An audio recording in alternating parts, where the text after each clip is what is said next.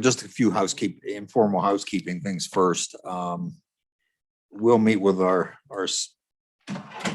Senate counterparts next week to talk about interim committee topics.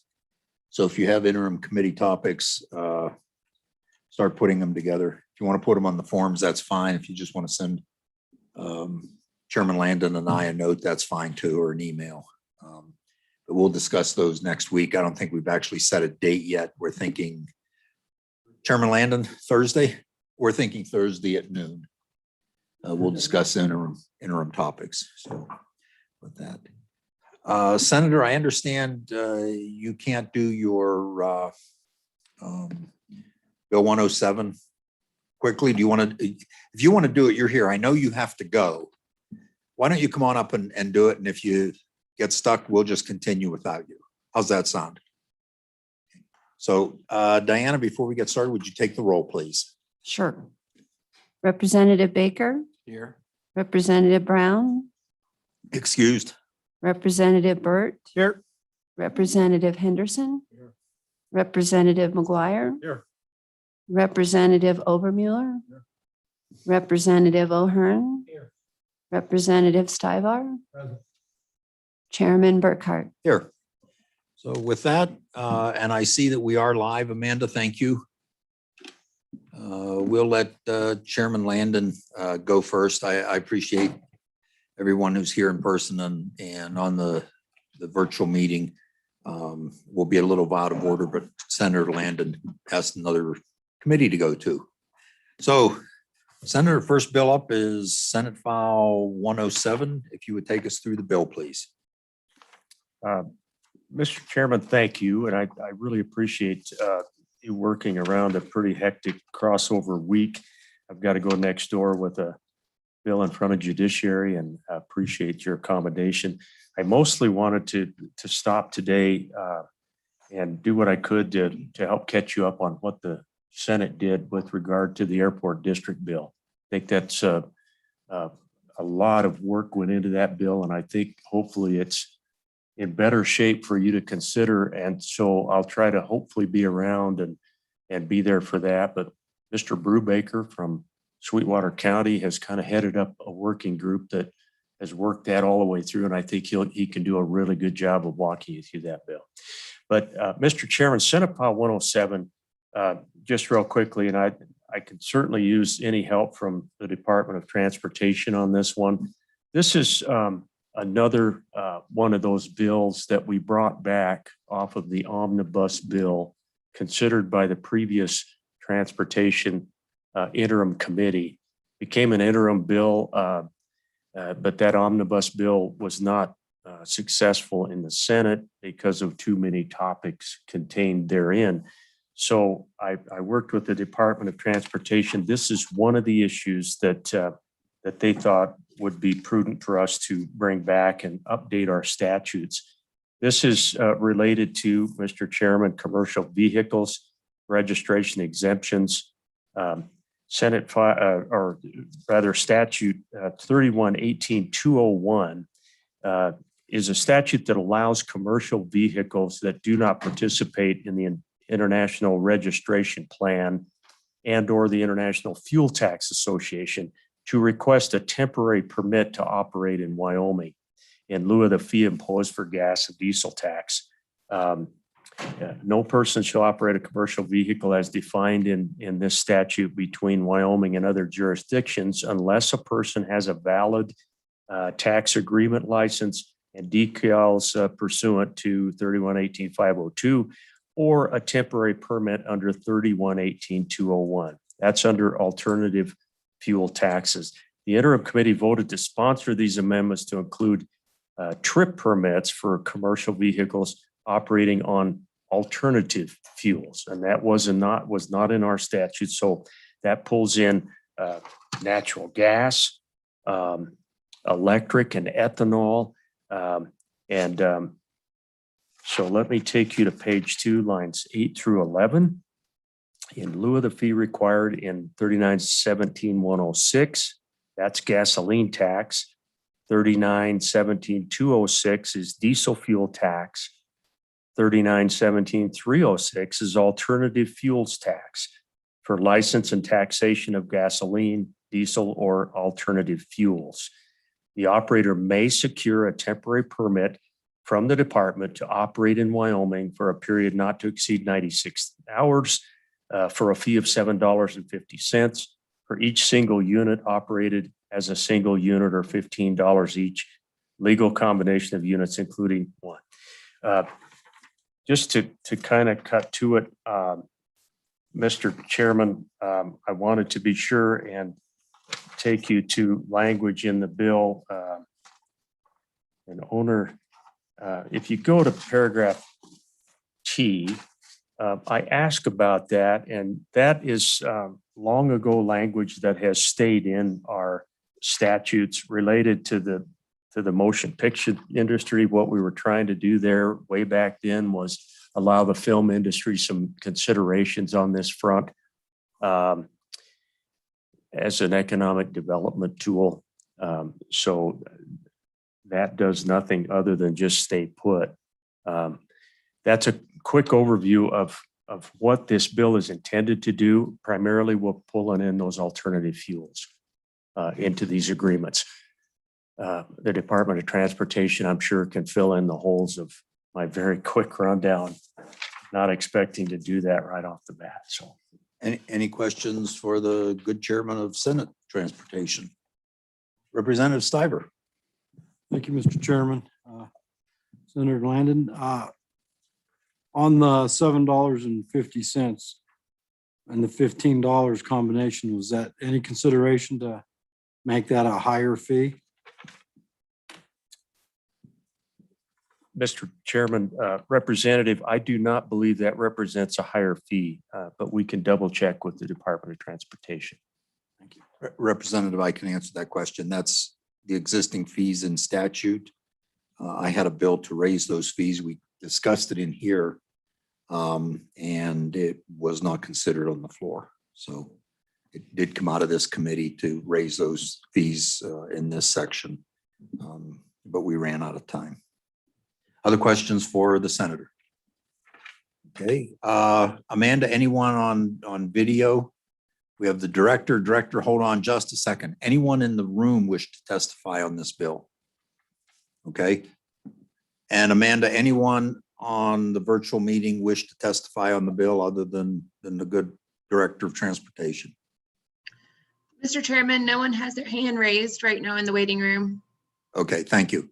Director, please, anything to add on 107?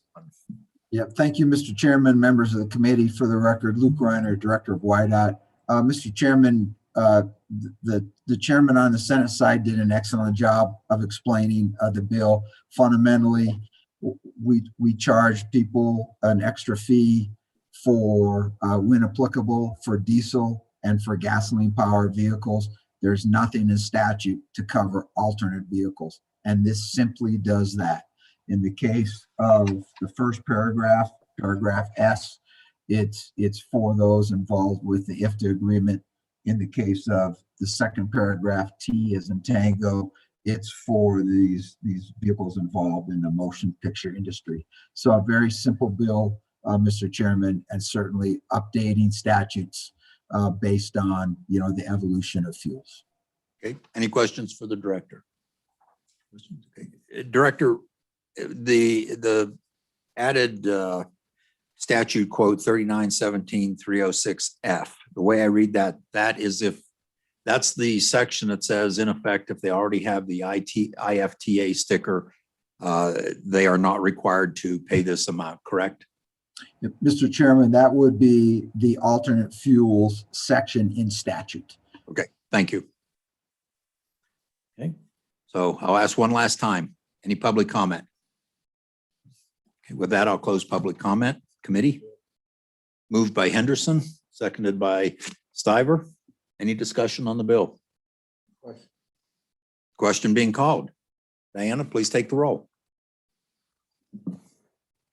Okay, Representative Baker. Representative Brown has submitted an absentee vote of aye. Okay. Representative Burt. Aye. Representative Henderson. Aye. Representative McGuire. Aye. Representative Overmuller.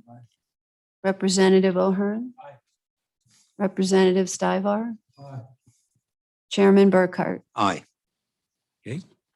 Thank you, Senator. And do you have someone to floor manage this for you? Mr. Chairman, I do not.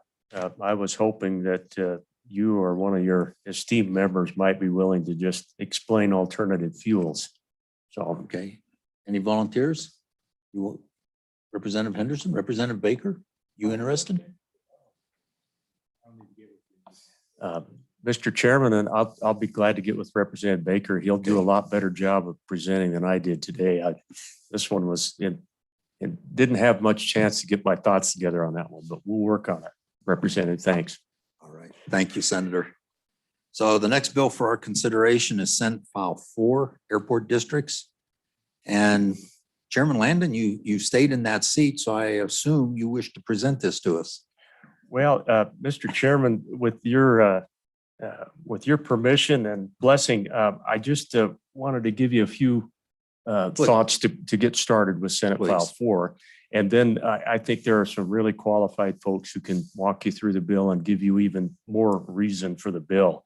But, just to kind of cut to what the bill does, this is enabling legislation providing that local communities, their residents can have some local control over their airports by funding airport special districts. This bill is about local control and giving that option to our communities out there. Airport special district taxation is to be determined by the voters and not by us. And the bill allows for district boundary lines and a lot of detail with what you have to go through if you're going to consider as a community a special district for your airport.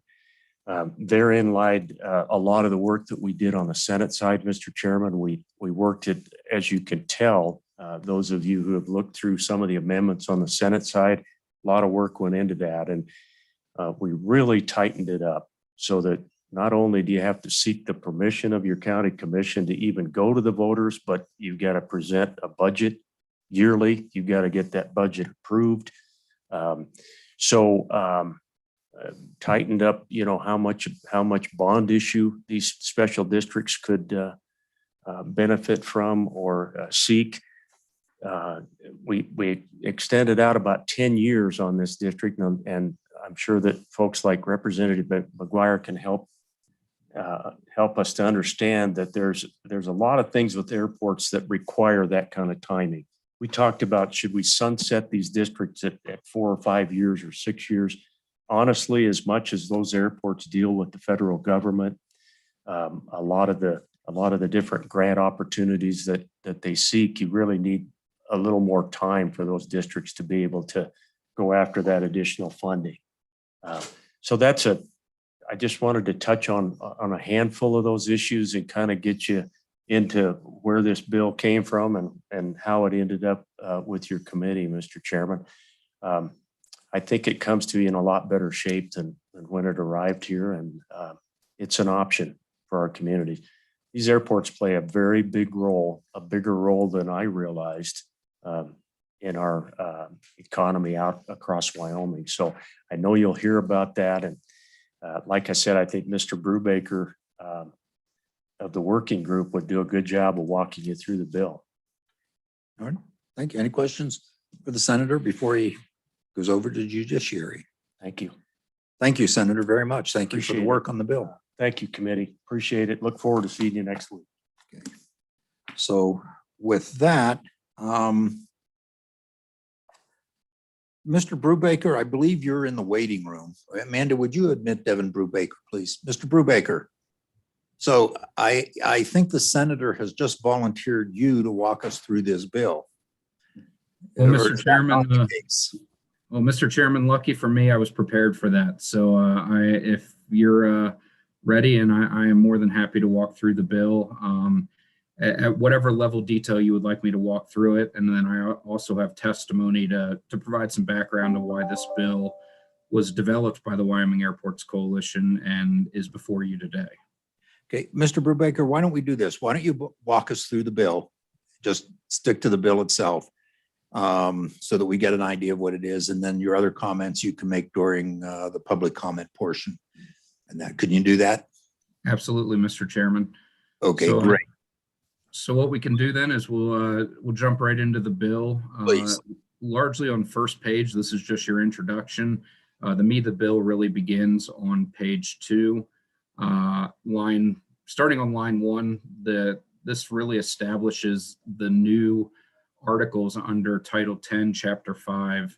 As we get down to line 6 on the bill there on page 2, it just speaks to the ability of a county commission to establish an airport board, either singularly or separately, and create an airport district.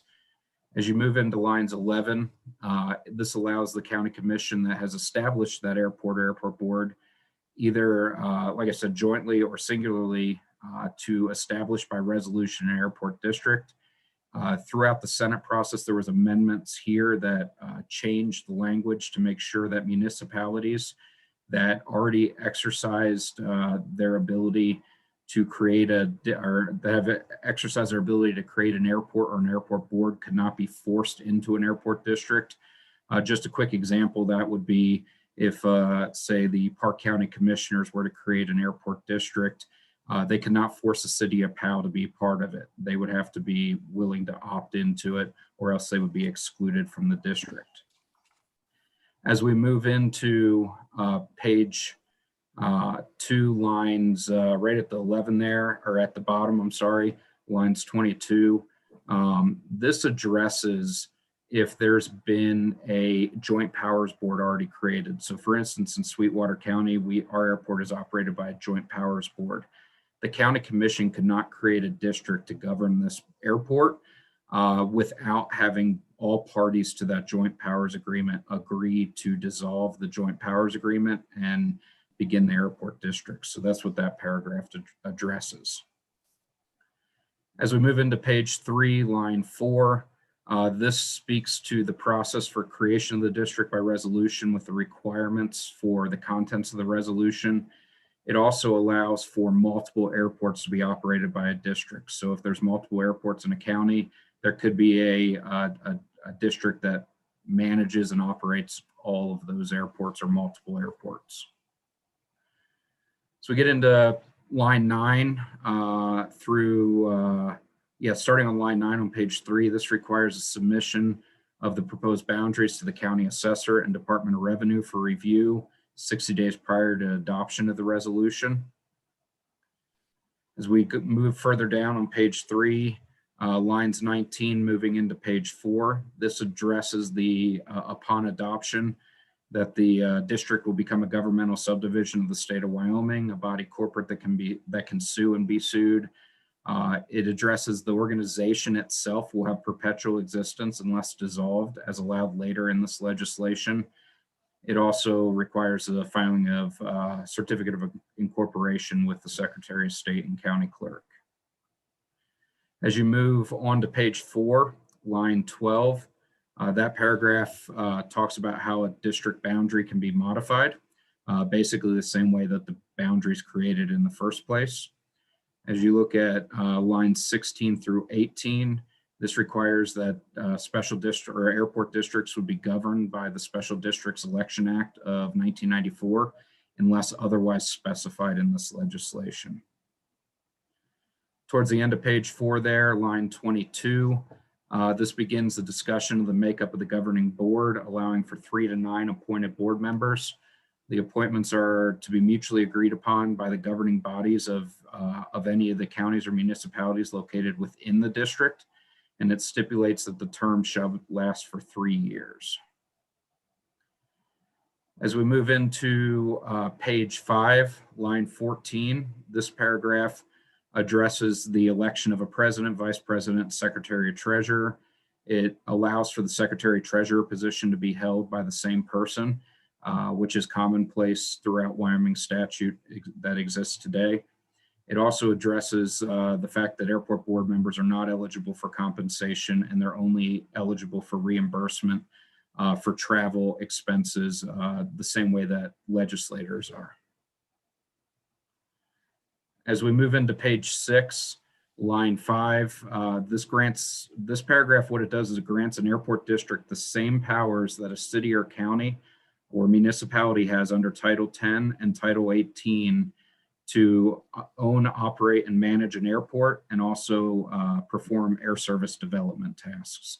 So it just says that if the district is created, they'll be able to do what a city or county would do if they had created an airport themselves. On line 10, this talks about the board being able to hire their own personnel and set compensation rates as they deem necessary for that personnel to operate the airport and the district. On page 6, line 16, as we continue on that page there, it allows the airport district to enact ordinances necessary to establish and operate an airport district. It also requires the airport operate or administer their finances in accordance with the Uniform Municipal Fiscal Procedures Act, existing Wyoming statute. Mr. Chairman, as we move into page 7, line 1, this provides for the process of removing board members by the appointing entities. And as you move into line 10, provides for it tells you how the district could be dissolved. It would require that there be an accepting public entity for the district to be dissolved. So that there would have to be a municipality, city, county, town that would agree to absorb the requirements of the district if for some reason the district were to no longer exist in the future. On page 7, line 22, going into page 8, this provides the requirements for public dissemination of agendas, minutes, and financial information on the district website.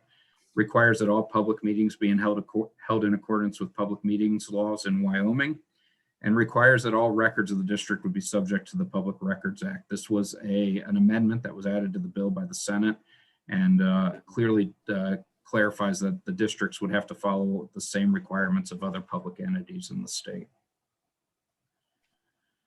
As we move on to continue on page 8, line 12, this is where it begins to talk about the ability of the district to work with the commission and the other appointing entities or creating entities to allow for a mill levy to be introduced. This paragraph requires that the governing body of each participating entity must authorize a request from the district to be able to propose a mill levy before going to the voters.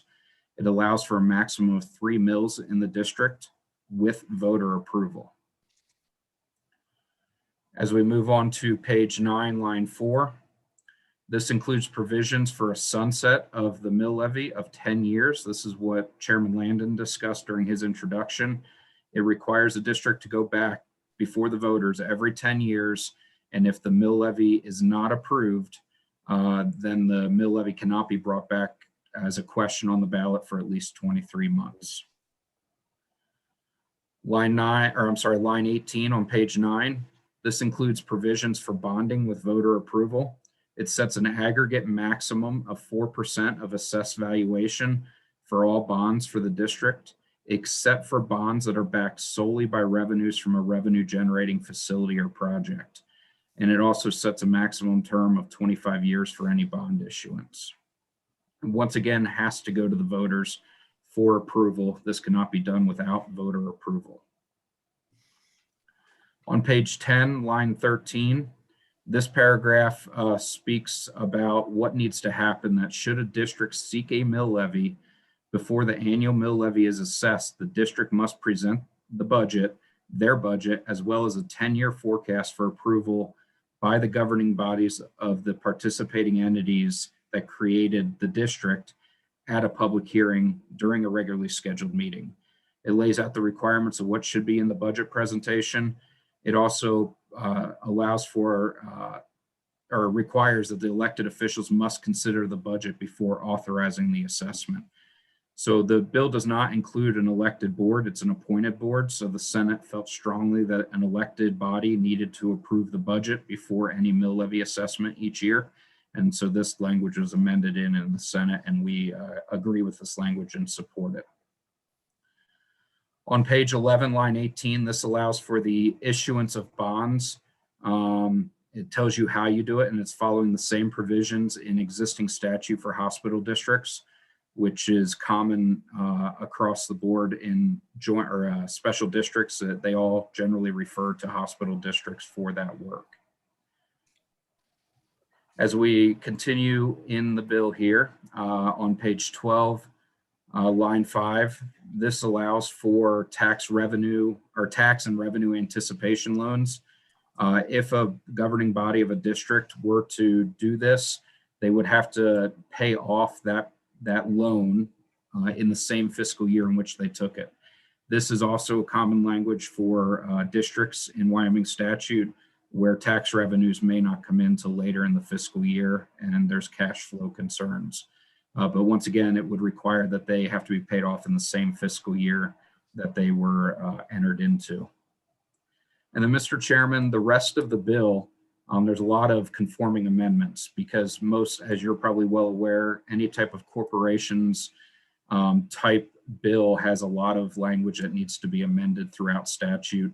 So the rest of the bill are all conforming amendments to existing statute for airport districts. And with that, Mr. Chairman, that is the bill. Happy to answer any questions, and then I'll stand by for the appropriate time to provide testimony. Mr. Brubaker, I do want to thank you for taking us through the bill without any personal comments on it. That's sincerely appreciated. And obviously, you've done this before. So any questions for Mr. Brubaker?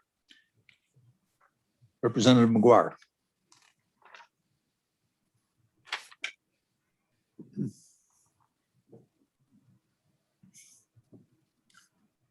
Thank you, Mr. Chairman. And be just a moment here so that I can. Mr. Brubaker, if you would go to page 6, line 5, paragraph C, discussing the powers granted to municipalities, just anticipating a question that may come up on the floor. Would those powers include the power of eminent domain? Mr. Chairman, Representative McGuire, they would not. So this only applies to the powers granted under Title 10 of Wyoming statute, which solely deals with the authority to own and operate an airport. Representative McGuire, follow up. Thank you, Mr. Chairman. And Mr. Brubaker, if you go to page number 7, line 10, paragraph G, discussing when an airport district may be dissolved. Question for you. If the airport itself was closed, maybe, for example, the FAA, for one reason or another, safety or something else, declined to allow that airport to continue to operate, is that addressed in this paragraph? Mr. Brubaker. Mr. Chairman, Representative McGuire, I'm not sure that that specific situation is addressed here. As you're aware in your role in Casper, very, very rare circumstance that occurs, but that may be a good amendment to consider to address that concern should it ever arise here in Wyoming. Representative McGuire. I would just say Chicago Meigs Field. Other questions for Mr. Brubaker? Okay. Mr. Brubaker, would you just hang with us for a little bit? Amanda, do we have anybody from YDOT in the waiting room to speak on this? If you would admit. Mr. Chairman, YDOT is in the room. Okay. Director or Mr. Rossetti, do you have anything to add to Mr. Brubaker's presentation of the bill?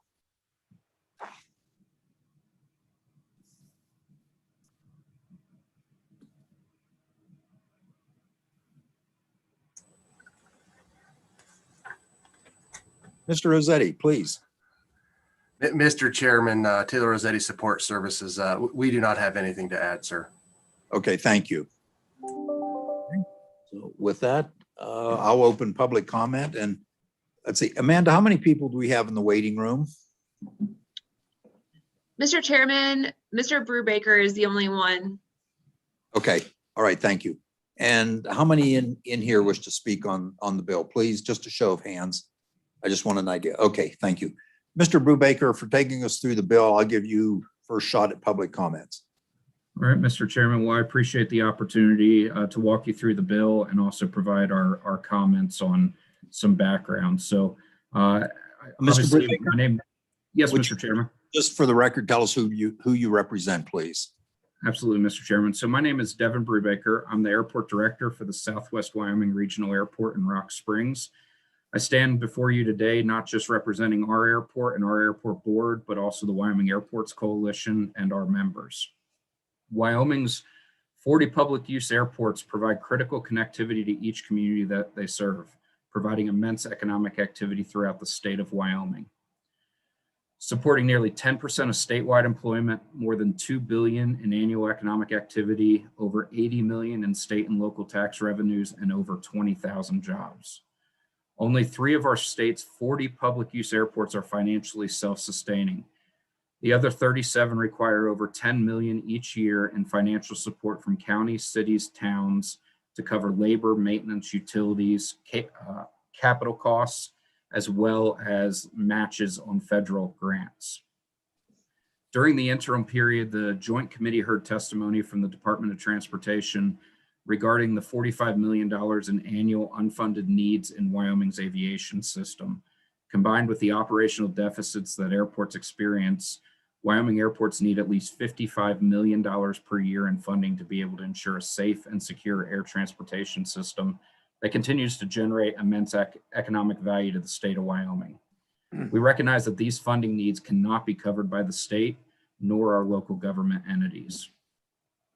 Furthermore, many of Wyoming's airports are run by either airport boards or joint powers boards and are subject to the same statutorily mandated requirements of special districts. However, airport boards and airport joint powers boards are not given the same authority to go to the voters to seek financial assistance. We recognize the financial demand that our operations place on local entities causes governing bodies across the state to split limited resources between economic activity, connectivity, and other important services for residents. In an effort for us to help bring a solution to the table that will help local governments, we've looked across the country for successful airport governance models. The most successful have been airport districts and airport authorities that allow for local communities and their residents to have local control over how their airports are funded. This governance style allows for the imposition of mill levies to support airport operating and capital expenditures. We continue to study existing statutes in Wyoming that authorize the creation of various types of districts across Wyoming and suggest that this enabling legislation will ensure industry improvement and sustainability through local control measures. We have involved stakeholders throughout the drafting of the bill and look forward to continuing to work with the legislature, this committee, the House, to work through the rest of the process. I want to be clear that this legislation does not create special districts. It does not create a tax. It is simply enabling legislation that provides local control to county commissions to establish and design boundaries for them in a public process before asking voters for their support of a mill levy. An airport district allows voters to support the value of their airport without competing with other services that are funded with local general fund dollars. They allow for communities to ensure that they have the necessary funding to compete for the FAA Airport Improvement Program grant funds that require a local match of 2.5% to 10% to be available at a moment's notice to be able to accept them. The formation of a special district would allow for the funding necessary with voter approval to ensure that federal dollars are never turned away. It provides a level of confidence in future funding for grants and improvements that is not available in Wyoming today for airports. The FAA, the Federal Aviation Administration, funding is competitive, and having the ability to say yes to an unplanned grant offer with little notice is only possible for 3 airports in Wyoming. If we want to position Wyoming to compete for these federal dollars, we need to be sure to have the ability to match them. There are also projects and improvements that are not eligible for grant funding, but just as important to the airports and the communities that they serve. So any funds generated from a special district could assist in those improvements and operations as well. We have made a concerted effort to find a solution in a time where they're needed more than ever. We have worked with Chairman Landon, the Senate Transportation Committee, and the entire Senate to amend the bill to bring the governance as close to the people as possible. I'd like to finish up by just saying that airports are key to our key economic drivers in our community and across our state. Our fiscal health is paramount to ensuring that we continue to drive economic activity and growth across the state.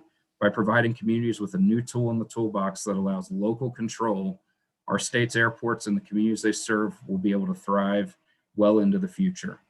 And I just wrap up by saying we respectfully ask you for your support on this bill, and happy to answer any questions and address any concerns that might be brought up by the committee or by those testifying. Thank you, Mr. Brubaker. Any questions? Representative Baker. Thank you, Mr. Chairman, and Mr. Brubaker, good to see you. Hope Sweetwater County is doing well. Representative, just a little closer to the mic. so Yeah. The people who are on Okay. the Zoom. Thank you. Mr. Brubaker, just for context purposes, I have a couple questions related to funding. You mentioned the $55 million per year needed to fully fund the 40 public use airports. Could you comment on what sort of revenue and we've seen in the last year or two? And then also on the federal funding that has been available, one-time COVID-19 funding. I think there's not only the $10 million that was received through the federal aviation, but also an additional package that is $8 billion for airports nationwide, and what Wyoming might expect to receive from that. Mr. Brubaker? Mr. Chairman, Representative Baker, good to see you as well. Sweetwater County is windy as always, so not much has changed since you've been in Cheyenne. I'll do my best to answer your questions. I can speak specifically to our airport here in Sweetwater County in terms of the funds that we've received as a result of COVID and the relief bills that have passed. When it's all said and done, we here in Sweetwater County, we will have received about $3 million to cover our operational expenses for the airport. To put that into comparison, that's about 1 year's worth of 100% of our revenues. We have lost north of 50% of our revenues due to COVID as an airport. So we will be using those funds to ensure that we can continue to maintain a safe and secure operation throughout this process until air traffic returns to the levels that we were experiencing pre-COVID. In terms of the $45 million and 50, the other 10 million, I would have to defer to WYDOT and their study for greater detail, but I know it included air service, included capital, and it was a heavy focus on capital and air service needs across the state. Representative Baker, follow up? Well, I guess we can go to the director if that's okay, but I was just wondering about the expectation on the future funding. Mr. Rossetti, if you're still there, can you answer that question?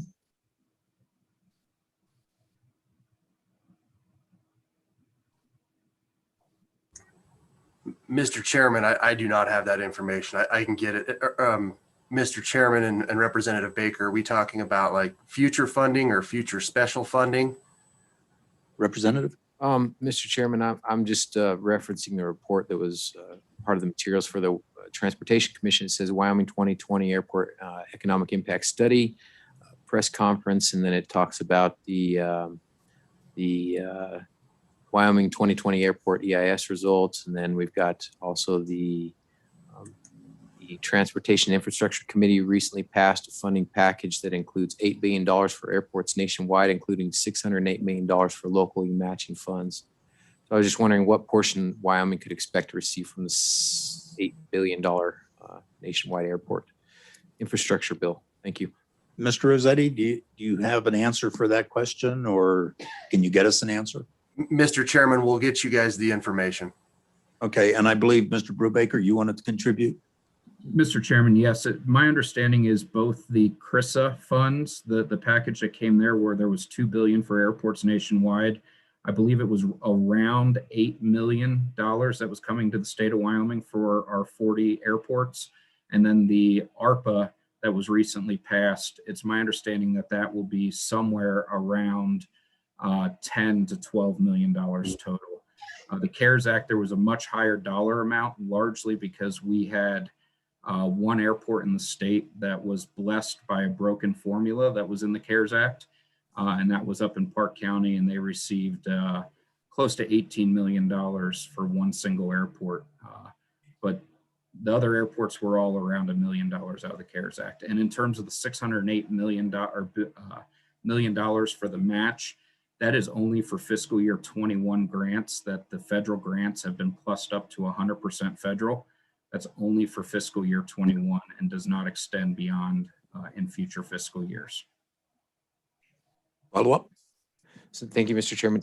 Do you have the number of for the revenue for the 40 public use airports last year? I know it was 55 million for operating, but what was the revenue? Mr. Rossetti? Mr. Chairman, we'll get that back to you as well. I'll work with Brian Olson, the Aeronautics Administrator, to get you guys that information. Is that acceptable, Representative? Okay, great. So with that, let's see. Representative Sweeney, do you wish to speak on this?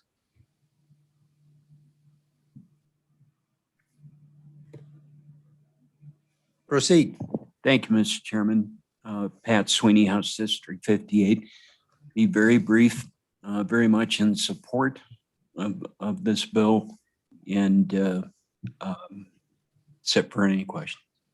Okay. Any questions for Representative Sweeney? Thank you. Senator Landon, do you wish to say anything else on this bill? All right. So just so we follow this, right? Anyone from the governor's office? Okay, not seeing anyway. Okay. Mr. Winnie, you had your hand up. Please come forward.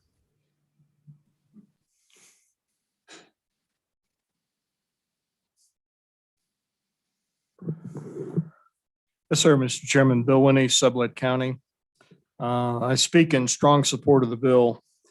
And having traveled a lot of Wyoming in my car, I'm familiar with the distances we have out here.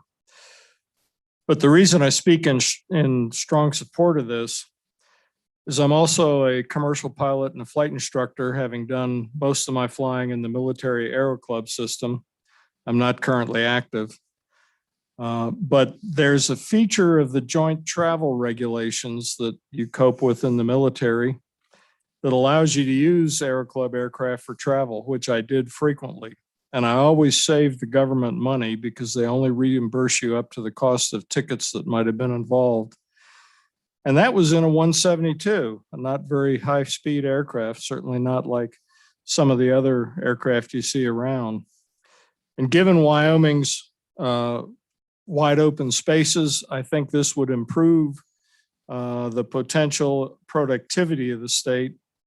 And so, you know, and the other thing I would mention on that travel is whenever I flew somewhere where the commercial airlines went through a stop somewhere, I always beat the commercial airlines. So I think the potential for productivity increase and so on in Wyoming is really great, and I strongly support the bill. Subject to your questions. Thank you. Okay. Any questions for Mr. Winnie? Okay. Thank you, Mr. Winnie. Okay. Who else do we have? Mr. Riemann?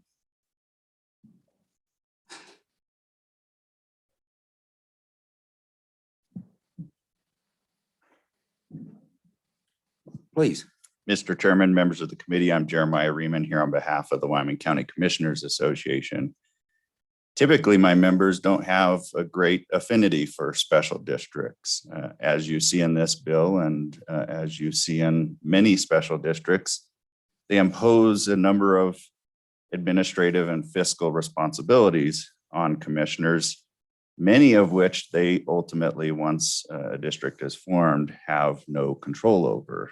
Yet they hear the concerns and have to deal with some of those matters, whether they be operational, whether they be membership related record keeping, or even the dissolution of a special district.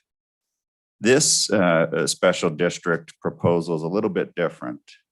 And I would suggest it's different for a couple of reasons from my membership's perspective. One, Mr. Brubaker and his fellow operators came to commissioners very early on in the development of this proposal to try and hear out their concerns and try and structure it in a way that it would be at least favorable to their consideration. So that's the first one. Second, my members are certainly interested in the possibility of attracting additional federal funds that we're otherwise not capable of attracting today in our current structure, and what benefits that can do for local communities and the state more broadly. Third, my commissioners are interested in preserving our air system and enhancing it for economic development purposes. We understand the reality of the global world that we live in and the need to move not only individuals in our communities that want to recreate or travel to other places, but to bring business here. Many corporations require that sort of access into our communities.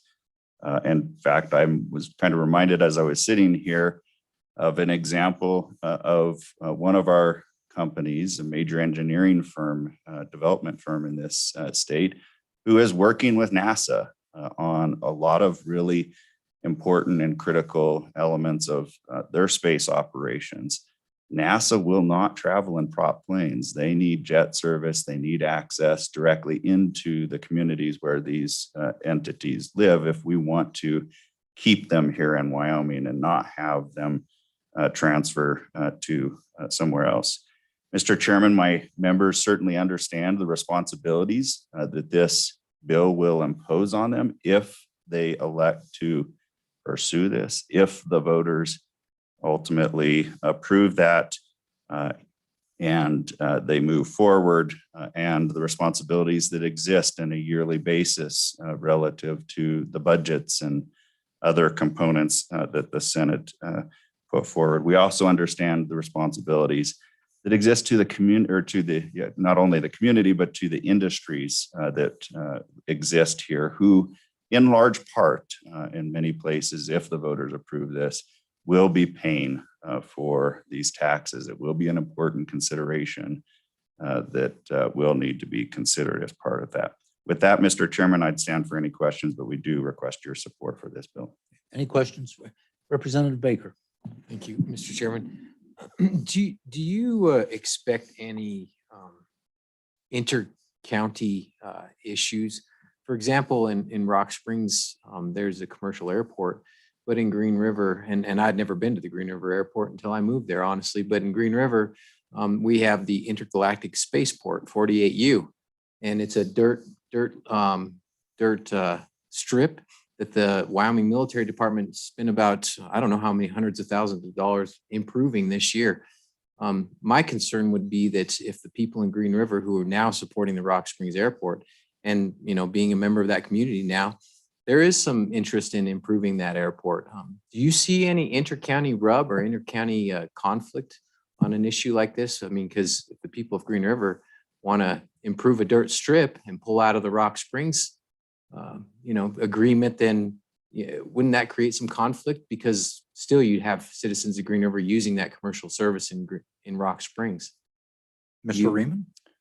Mr. Chairman, Representative Baker, certainly there could be those conflicts. And I think the Senate did a good job of trying to craft some solutions to limit those where they might exist. But that is ultimately going to have to be a consideration of the governing bodies at the local level as they put these things together, assuming they do. I mean, the reality is this is going to be a local choice about whether to do this or whether to maintain the status quo. So certainly I could envision a scenario where there could be some of those conflicts. How that might play out at your local level, I just don't know. Follow up? Yeah, Mr. Chairman, I appreciate that. And I appreciate you recognizing that. I guess if the idea behind this bill is to access more federal funding, there's lots of improvements that could be done to Green River. So, I want to see Green River's airport improved. I just don't know that this is the way to do it. Don't you agree? Representative Henderson? Thank you, Mr. Chairman. I find this a very interesting concept, and I'm glad to hear about the cooperation. My question has to do, though, with the mills, the 3 mills. I mean, is that going to be enough, or should it be more? Mr. Riemann?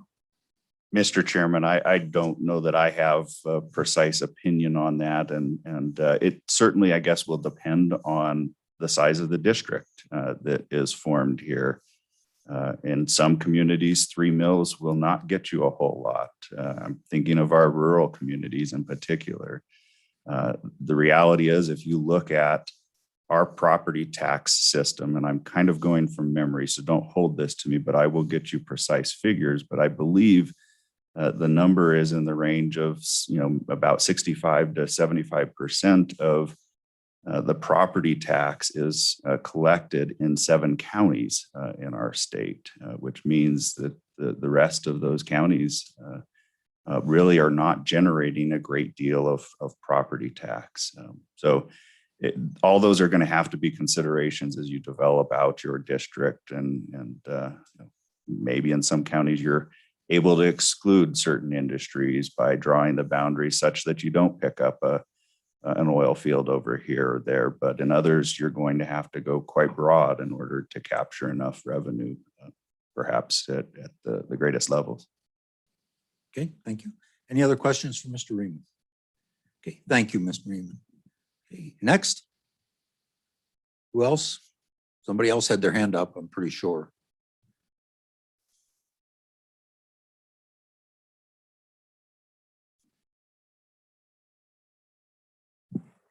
Mr. Chairman, my name is Bob McClure. I'm here today speaking as a member of the Jackson Hole Airport Board. I'm the vice president of the board. Our airport director informed me he's been following this bill, helped draft this bill. This will not help our airport, but we believe this is a good bill and would ask you to support it. Okay. Questions? Thank you very much. Anyone else?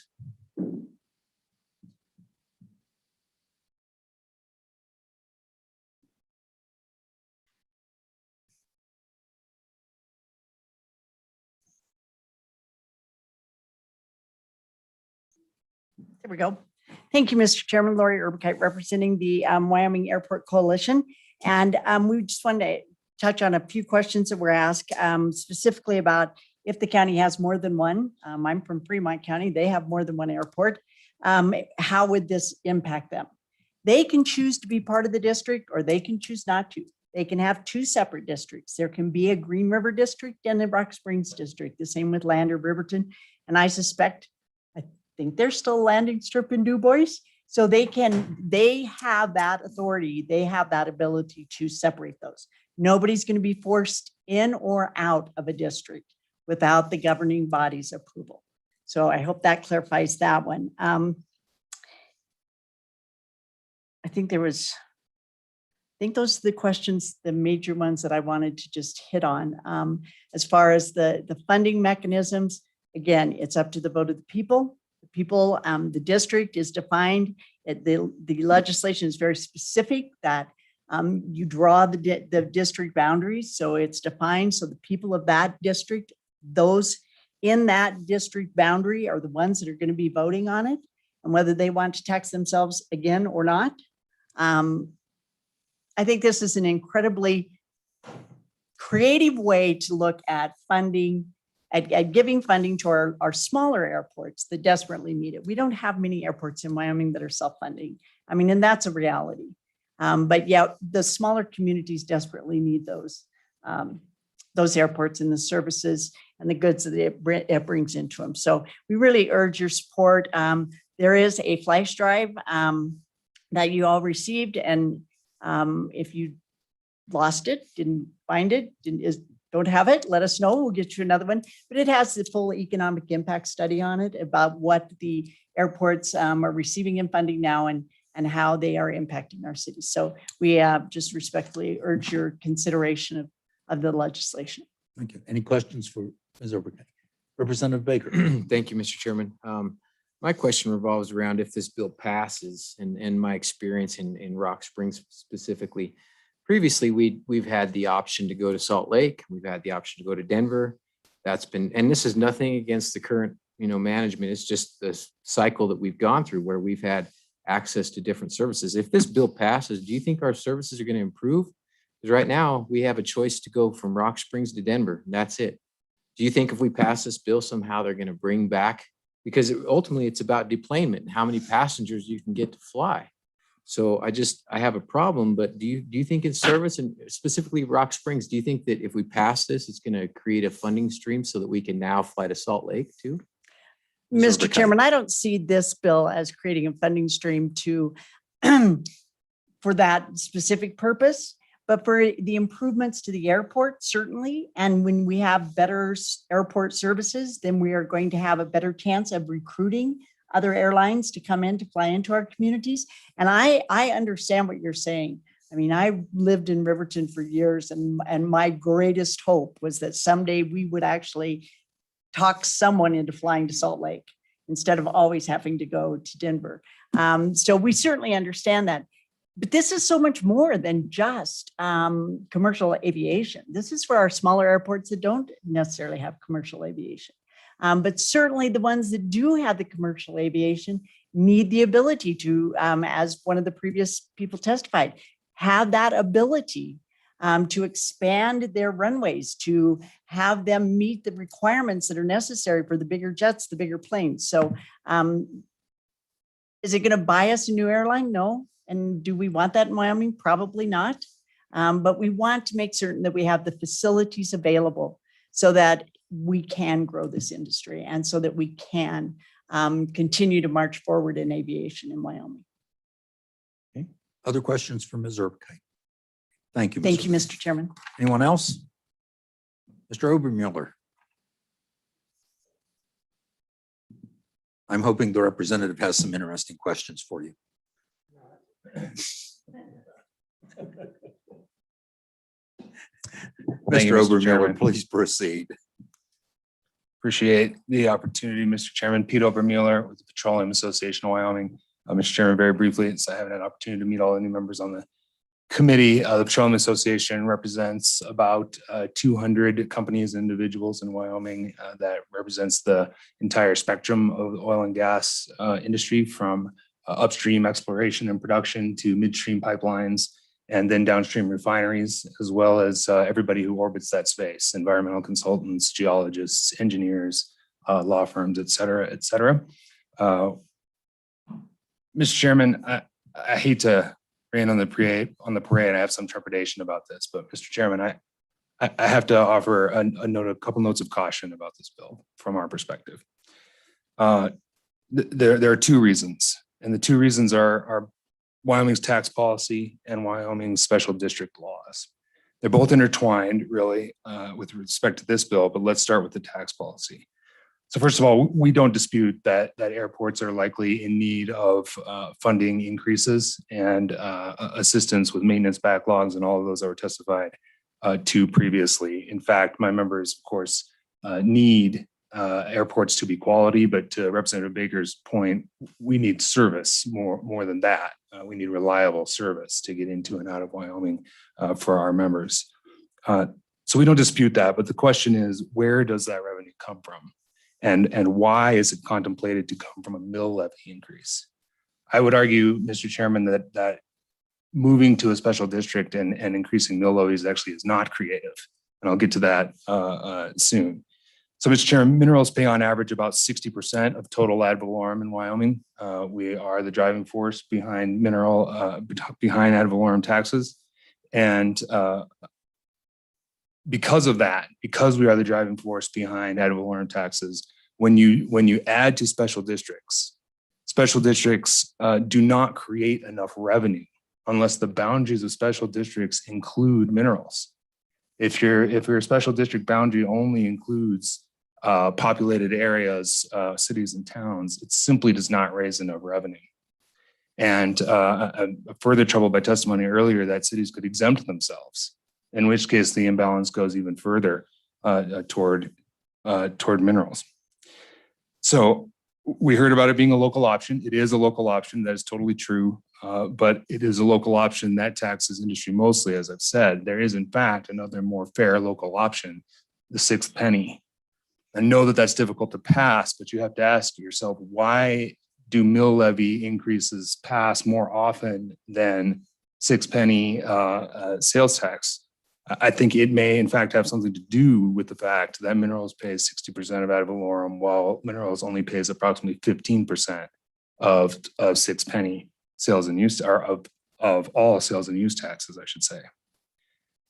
So I bring it up with some trepidation, like I said, Mr. Chairman, because in this bill, you're only talking about an increased maximum of 3 mills. That frankly is not a lot. And particularly my larger members are not concerned about that. But I have heard from smaller members, and in fact, 80% of Wyoming's oil and gas producers are small oil and gas producers in Wyoming, and they are concerned about it. So I give this body, this committee, the House, the Senate, a lot of credit for trying to search for revenue that does not continue to increase mineral taxation. You all have really worked hard on that, and I really do commend you for that. And I know that there's still a half-penny sales tax potential that's floating out there in a bill that's still alive.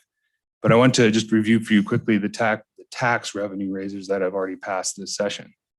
HB 30 that was passed during the 8-day virtual session increased our maximum mill levy in order to fund the budget of the PSC by a potential 2 additional mills.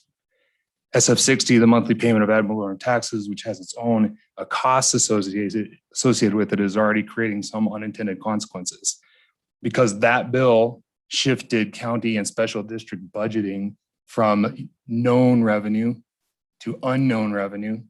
The early reaction to that from the special district side has been to, rather than write your budget based on what you think your budget will be and what your revenue will be, they don't know what the revenue is going to be as a result of SF 60. So they're requesting full mills now. Not all of them, and it's anecdotal, let me be clear about that, but that has been reported so far. So, Mr. Chairman, I know you know this. I've been pounding my spoon in my high chair about it for a long time. But whether or not you agree with raising revenue, there is broad agreement that Wyoming's tax code is imbalanced. And unfortunately, bills like this move us away from a balanced goal rather than toward it. I have lots of thoughts about special districts, Mr. Chairman. The reason why I say it's not creative is because at the time, 3 years ago, when I was very involved with special district task force, there was at the time approaching 800 special districts in Wyoming and growing. I don't know what the number is now, but it's large. And all of them command a certain number of mill levies and in a just a tangled web of laws that govern them. So I could talk about that all day, but I won't, Mr. Chairman. I'll leave it at that. Happy to take questions. Questions for Mr. Obermuller? Questions? Representative Obermuller? I'm enjoying this. My response would be that I've already tested that water and I didn't win that argument when it was against this man. So I'll let it go this time too.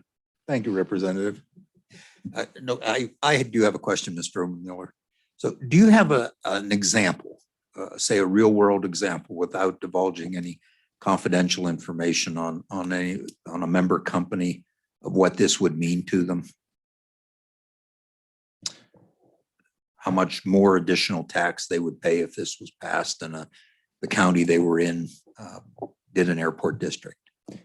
Yeah, Mr. Chairman, and without having anyone's specific tax information in front of me, I can't tell you. I mean, it's uniform in the sense that 3 mills would apply. If they went to 3 mills, would apply to everybody with property in that particular district. It's just that proportionally, of course. Mr. Riemann mentioned the 7 counties. Other than in the top tax tier of property tax, other than Teton, which is almost entirely on homes and all of that, the other 6 counties in that top tier, the reason they're in that tier is because of minerals. So it just proportionally, it's always bigger. Okay. Representative Stiver. Thank you, Mr. Chairman. Mr. Obermuller, in the bill, it says if this fails, they have to wait 23 months. On special districts, I'm not a big fan of special districts. But putting an amendment on here where it's only done during the general election, what's your opinion on that? Mr. Obermuller? Mr. Chairman, that's, and Representative Stiver, I appreciate that. It's pretty far out of my petroleum association lane. If you'll allow me for 1 second, that particular part of special district statute is relatively uniform with respect to local options. That it's intended so that that local governments don't put failed ballot measures on in quick succession. Fail, put it back on, fail, put it back on. You have to give voters some time, as I recall. And that's actually pretty uniform in statute for local options and for special districts like this. It's not unique to this particular one. Okay. Representative Henderson. Thank you, Mr. Chairman.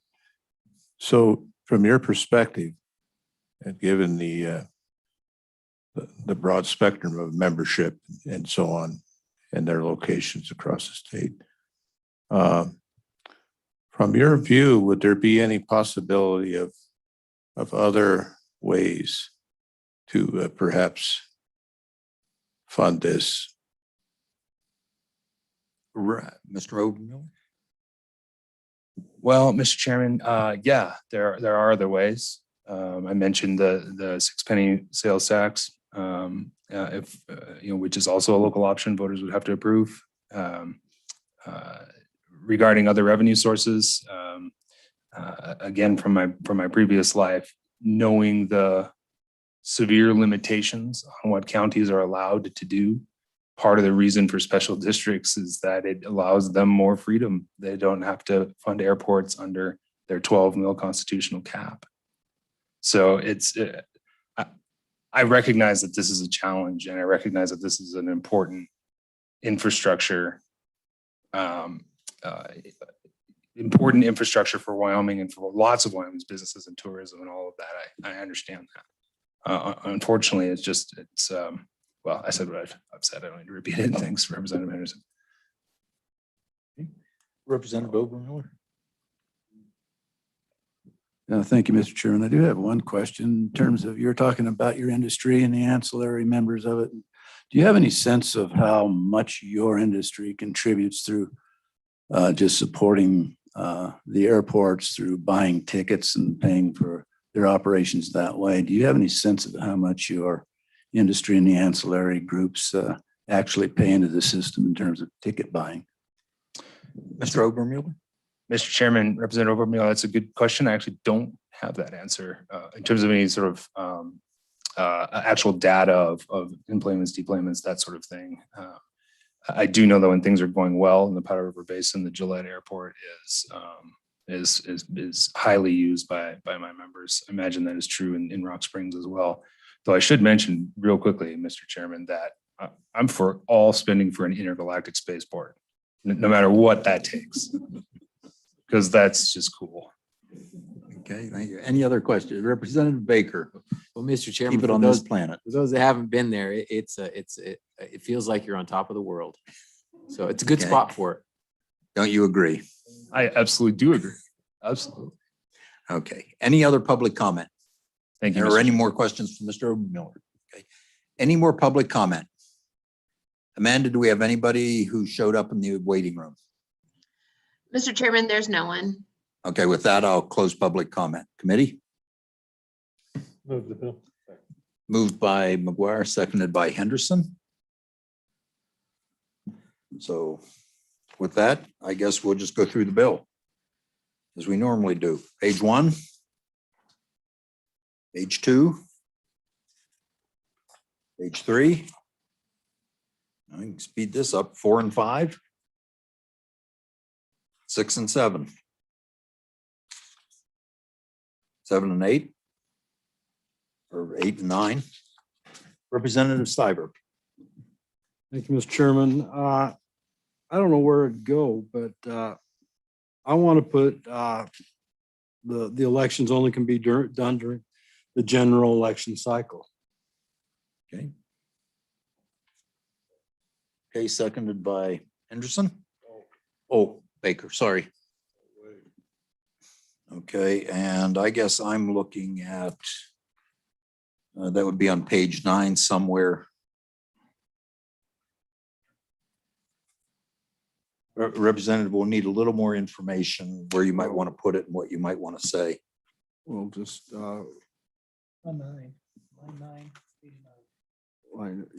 during the general election. Can only 3 mills may be submitted at a general election cycle or during the general election only. Only on general elections. Only on general elections. Okay, That's a so 2-year cycle. what I would say is then on line 9, it would read, may only be submitted at the general election. Am I correct? Yes, sir. Okay. So for everyone else on the committee, line 9, page 9, after the word may, insert only.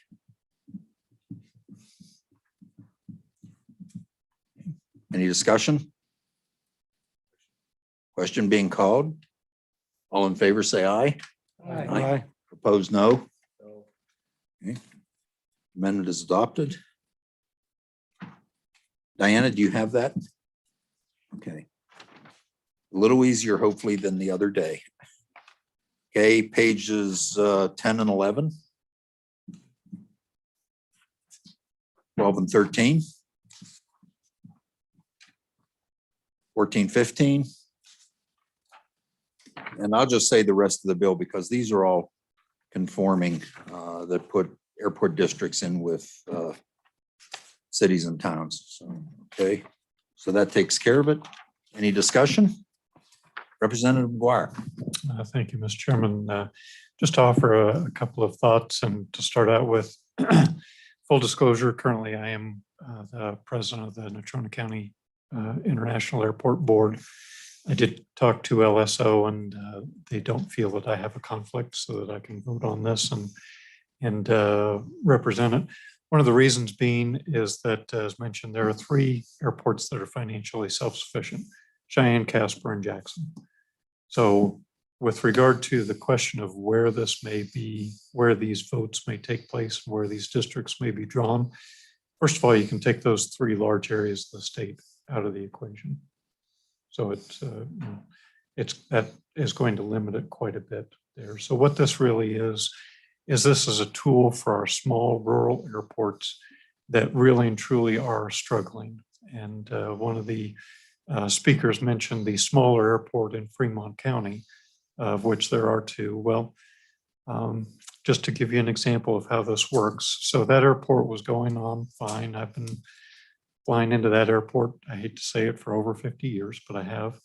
And everything was fine. And one day, one of the individuals from the federal agency that regulates airports came in and walked over to the taxiway and said, well, you know, if somebody lands a 737 on the runway and there's another 737 trying to taxi out on the taxiway, their wings could intersect because the taxiway is too close to the runway. Well, I don't think that there's ever been a 737 in that airport since it was built. But they said, you got to move the taxiway. So that's about a $10 million project to move the taxiway, because it's not like you go down to your local paving company and have them tear up the old asphalt and pave it new. It's got to be all to the FAA spec and pre-engineered and everything.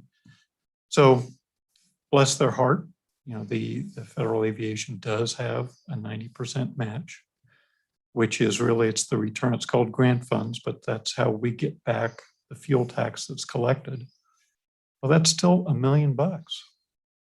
And for that airport, I mean, it might have been a gazillion bucks, but they came up with it. They went to the county and shook the piggy bank and went in the couch and found some money in the crease, and they came up with it and they got that taken care of. But that's the example of these small rural airports that are just surviving. I mean, they're on a day-to-day budget, and then something big like that comes up and it's really devastating to them. And the alternative is to close the airport. And I would just respectfully say that right now, Wyoming, the state of Wyoming as it is right now, we cannot afford to lose any kind of infrastructure. I don't care if it's railroads or airports or highways or whatever, we just cannot afford to lose anything.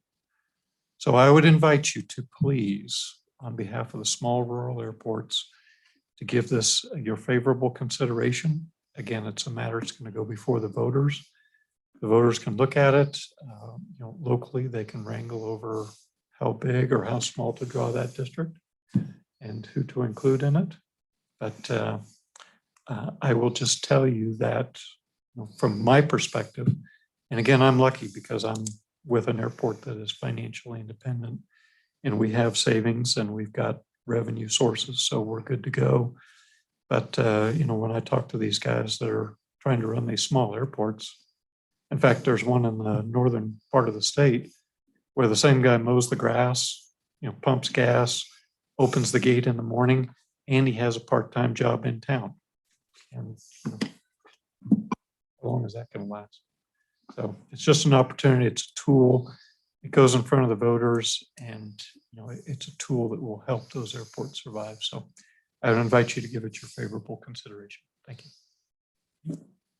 Representative Obermiller.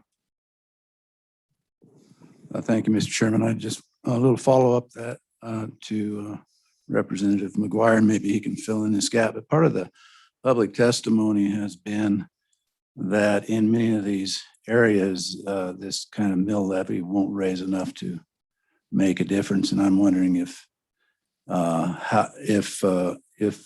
Representative McGuire has any idea of how many airports out of the total number, whatever it is, will actually benefit if they had this option. Representative? I would just take a guess, and this would be completely anecdotal, maybe 5 or 6. Other discussion? Okay. Seeing none, sensing you're ready to vote. Diana, would you please call the roll on Senate File 4? Representative Baker, No. Representative Brown has submitted an absentee vote of no. Representative Burt. No. Representative Henderson.